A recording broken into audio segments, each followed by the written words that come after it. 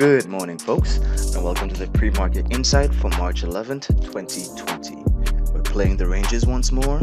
Let's have a look. So we're taking a look at the S&P 500 futures, and we're looking just at the last 3 days of price action since the gap down that we had on Sunday night into Monday morning that caused us to be locked limit down.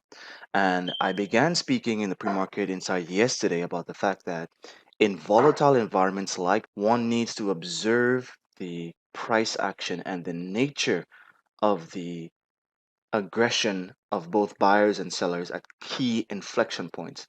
And thus far, what we've seen in the nature of market participants is that we are selling the highs and buying the lows thus far. So actually, we're forming a very wide consolidation. I recommended that in terms of your position sizing that you be reduce your position sizing so that you can take advantage of the volatility if you decide to go ahead and put your capital at risk, but be nimble with it so that when you are coming up to a level of interest, whether support or resistance, that you sell your position into strength. Yesterday we had a trend day coming down to retest and make actually a higher low, which is important to note in all of this context. We made a low at around 27.30, 27.28.50 to be exact. And then we simply trended all day and finished on the highs of the day. Now, statistically, what you would look for in after a day such as this is a gap up to further fill the gap that we created from this gap down here on Sunday night. However, what did we meet instead? Selling.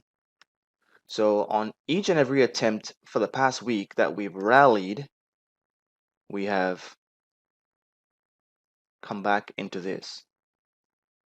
Every time we've attempted to rally, we've come back into more selling. And every time that we've come down into the lows, we've also met with some buying. So, as we said, a wide range week thus far. Keep it simple, smarty. How do we play this to our advantage? Well, if we zoom out to the longer term time frame, and by longer term in this case we just mean the 10-day, 30-minute. Let's do it just a bit more. To the weekly chart, you can see the weekly low that we currently have is 26.95, so approximately about 80 points below, and yesterday's low was around 27.30. So the two levels to the downside that we need to look at and pay attention: 27.28, we're currently coming in hot, down just about 80 points, but there is no reason that we could not retest that 27.28 low.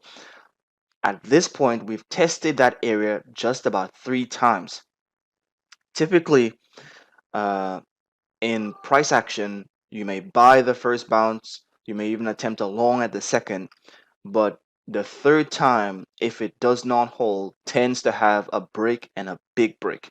So we definitely want to see how 27.28 responds, the low, yesterday's low. We also want to see how the weekly low thus far at 26.95 responds if and when we do get there, which may really be the signs of further deterioration in the market to levels that we have not seen for quite some time. First level around here at around 25.50. Now, what would it take to get us there?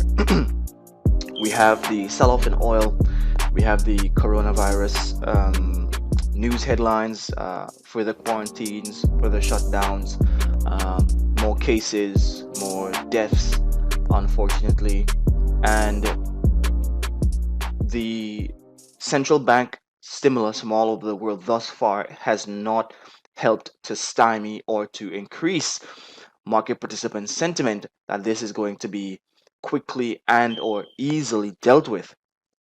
And so we could definitely be in store for more downside and more sustained downside. However, given the fact that we do have said intervention and said stimulus, I would look at some point for a turnaround that will probably be very sharp and very steep. And so keep in mind these levels that we have on the upside that we can possibly bounce into, because just as we have tested these levels beneath, and every time we've come up to this level two times here now at around 28.77, which is the underside of this range that we spoke about yesterday, we've sold off. If we were to turn around, retest this high here at around 28.77 and break above, that would make us inspire confidence that we can test higher levels very quickly.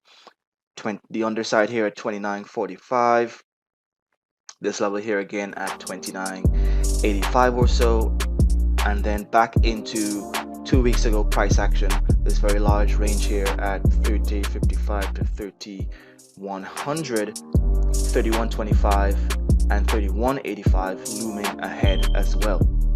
Be safe out there today, guys. Keep it simple, smarty.